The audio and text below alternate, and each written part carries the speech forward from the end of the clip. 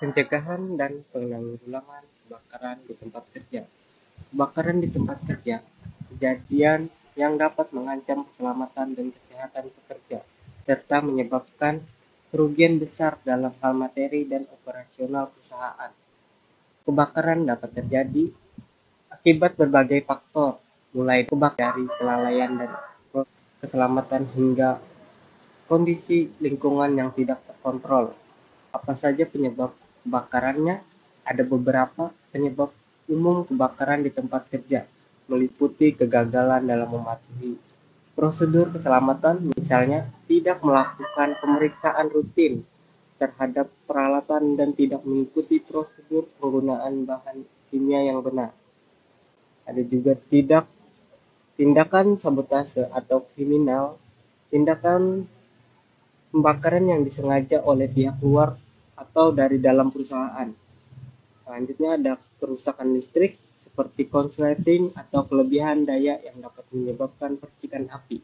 Dan yang terakhir, bahan mudah terbakar seperti bahan kimia, minyak atau gas yang rentan terbakar dengan cepat dan sulit dikendalikan. Pencegahan yang efektif mencakup mengidentifikasi bahaya kebakaran, dilakukan audit untuk mengidentifikasi sumber-sumber potensi api dan bahan mudah terbakar di sekitar tempat kerja.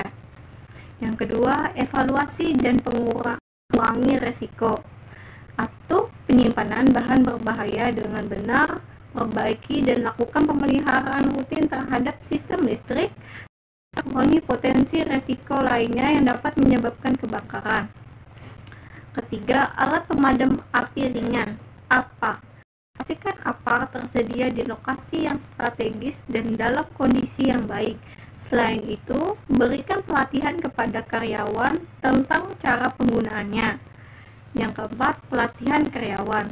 Seluruh karyawan harus dilatih tentang tindakan evaluasi darurat menggunakan APA serta prosedur keselamatan dan kebakaran yang berlaku di tempat kerja.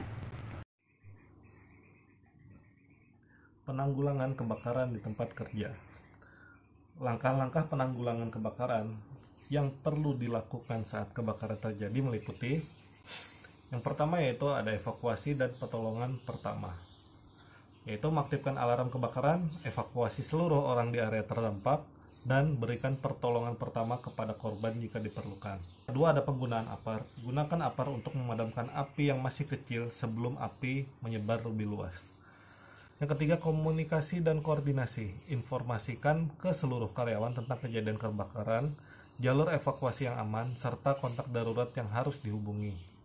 Selanjutnya ada evaluasi dan pembelajaran. Setelah kebakaran terjadi, lakukan evaluasi untuk memahami penyebab dan respon yang digunakan. Gunakan informasi ini untuk meningkatkan prosedur keamanan dan pencegahan di masa depan. Baik, terima kasih.